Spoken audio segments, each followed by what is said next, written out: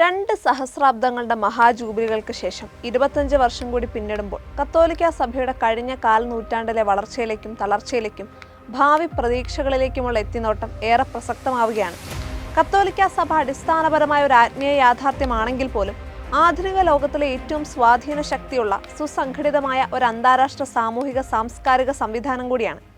കത്തോലിക്ക സഭയെപ്പോലെ ലോകരാഷ്ട്രങ്ങളുടെ അതിർത്തികൾക്ക് അതീതമായി മനുഷ്യനെയും അവൻ്റെ ധാർമ്മിക വീക്ഷണത്തെയും ശക്തമായി സ്വാധീനിക്കാനും ഒരുമിപ്പിച്ചു നിർത്താനും ശക്തിയും കരുത്തുമുള്ള മറ്റൊരു സംവിധാനവും ഒരു കാലത്തും ലോകത്തുണ്ടായിട്ടില്ല.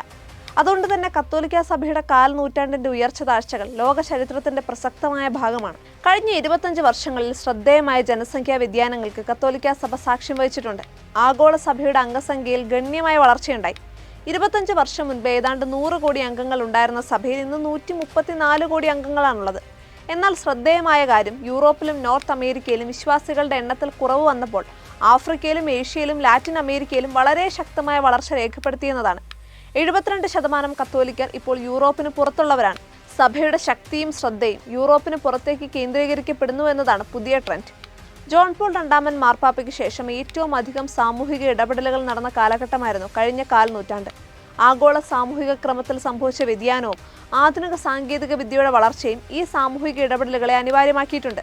യുദ്ധങ്ങൾ, IVF, ക്ലോണിംഗ്, ഗർഭചിത്രം, ദയാവധം, വധശിക്ഷ, രാജ്യാന്തര നിർബന്ധിത കുടിയേറ്റം, പ്രകൃതി ചൂഷണം തുടങ്ങി ജൈവ ധാർമ്മികതയും മനുഷ്യ വ്യക്തിത്വവും മഹത്വവും സംബന്ധിക്കുന്ന പ്രശ്നങ്ങളായിരുന്നു കഴിഞ്ഞ കാൽ നൂറ്റാണ്ടിൽ ഏറ്റവും അധികം വെല്ലുവിളികൾ ഉയർത്തിയത്. ഫ്രാൻസിസ് മാർപ്പാപ്പ വധശിക്ഷയെക്കുറിച്ചുള്ള കത്തോലിക്ക സഭയുടെ പ്രബോധനത്തിൽ മാറ്റം വരുത്തിയത് ഈ കാലത്താണ്. മനുഷ്യജീവനുകളെ സംരക്ഷിക്കാൻ മറ്റൊരു മാർഗവുമില്ലാത്ത അത്യപൂർവ സാഹചര്യങ്ങളിൽ വധശിക്ഷ അനുവദനീയമാണെന്ന നിലപാടിനെ യാതൊരു വിധത്തിലും അംഗീകരിക്കാനാവുകയില്ല എന്ന് പാപ്പ തിരുത്തി. ഏറ്റവും അധികം യുദ്ധങ്ങളും അക്രമങ്ങളും മനുഷ്യാവകാശ ലംഘനങ്ങളും അസമാധാനവും അവയുടെ ധാർമ്മിക പ്രശ്നങ്ങളും അനുഭവിക്കേണ്ടി വന്ന വർഷങ്ങളായിരുന്നു കഴിഞ്ഞ കാൽ നൂറ്റാണ്ടിൻ്റേത്. സിറിയയിലെയും ഇറാഖിലെയും യുക്രൈനിലെയും ആഫ്രിക്കയിലെയും യുദ്ധത്തിന്റെ പശ്ചാത്തലത്തിൽ അതിശക്തമായ ഒരു രാജ്യാന്തര നിയമ സംവിധാനവും അന്താരാഷ്ട്ര സംഭാഷണത്തിനായുള്ള പ്രത്യേക സംവിധാനവും അത്യാവശ്യമാണെന്നും UN പോലുള്ള സംഘടനകൾ കൂടുതൽ ശക്തിപ്പെടേണ്ടതുണ്ടെന്നും ജോൺ പോൾ രണ്ടാമൻ മാർപ്പാപ്പ ലോകത്തെ ബോധ്യപ്പെടുത്തി. യുദ്ധങ്ങൾ അവസാനിപ്പിക്കാനും സമാധാനം സ്ഥാപിക്കാനുമുള്ള വത്തിക്കാന്റെ നയതന്ത്ര ഇടപെടലുകൾ അവയുടെ നിഷ്പക്ഷത കൊണ്ടും ഫലപ്രാപ്തി കൊണ്ടും ഏറെ ശ്രദ്ധിക്കപ്പെട്ടു. തീവ്രവാദവും മതവർഗീയതയും വംശഹത്യകളും അന്താരാഷ്ട്ര തലത്തിൽ സംഘടിതമായി ചെറുക്കപ്പെടണമെന്ന് ബെനഡിക്ട് പാപ്പ അന്താരാഷ്ട്ര സമൂഹത്തെയും രാഷ്ട്രതലവന്മാരെയും നിരന്തരം ബോധ്യപ്പെടുത്തി.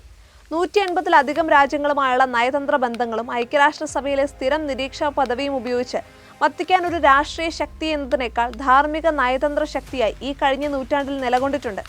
കത്തോലിക്ക സഭ എല്ലാ കാലത്തും ലോകത്തിലെ ഏറ്റവും വലിയ വിദ്യാഭ്യാസ ആതുര സാമൂഹിക സേവന സംവിധാനം കൂടിയാണ്. ലോകത്തിലെ എല്ലാ കാലത്തും ഏറ്റവും അധികം വിദ്യാഭ്യാസ സ്ഥാപനങ്ങളും ആശുപത്രികളും സാമൂഹിക ക്ഷേമ സ്ഥാപനങ്ങളും നടത്തിയിട്ടുള്ളത് കത്തോലിക്ക സഭയാണ്. സഭാ സ്ഥാപനങ്ങളുടെ ഏറ്റവും വലിയ പ്രത്യേകത അവ ഏറ്റവും കൂടുതൽ പ്രവർത്തനക്ഷമമായിരിക്കുന്നത് അവികസിത രാജ്യങ്ങളിലും പ്രദേശങ്ങളിലുമാണ് എന്നതാണ്. അവ ഭരണകൂടങ്ങൾ നടത്തുന്ന സ്ഥാപനങ്ങളുടെ എണ്ണത്തേക്കാൾ എല്ലാ കാലത്തും വളരെ കൂടുതലാണ് താനും. സുതാര്യമായ ഭരണ സംവിധാനവും പങ്കാളിത്ത ശൈലിയും ലക്ഷ്യമാക്കിയുള്ള നവീകരണ ശ്രമങ്ങൾ കഴിഞ്ഞ കാൽ നൂറ്റാണ്ടിൽ സഭാഭരണവുമായി ബന്ധപ്പെട്ട് ഏറെ ചർച്ച ചെയ്യപ്പെട്ടു. വത്തിക്കാൻ ബാങ്കിംഗ് സംവിധാനത്തിൽ ഉൾപ്പെടെ സാമ്പത്തിക സുതാര്യതയും ഇന്റേണൽ ഓഡിറ്റിംഗും ഫലപ്രദമായി നടപ്പിൽ വരുത്താൻ ബെനഡിക്ട് മാർപ്പാപ്പയ്ക്ക് കഴിഞ്ഞു.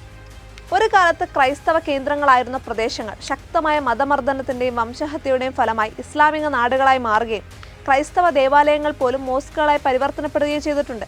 ഈ യാഥാർത്ഥ്യം നിലനിൽക്കെ ഇസ്ലാമിക തീവ്രവാദവും വംശഹത്യകളും യൂറോപ്പിനെ ഭയപ്പെടുത്തി തുടങ്ങിയിട്ടുണ്ട്.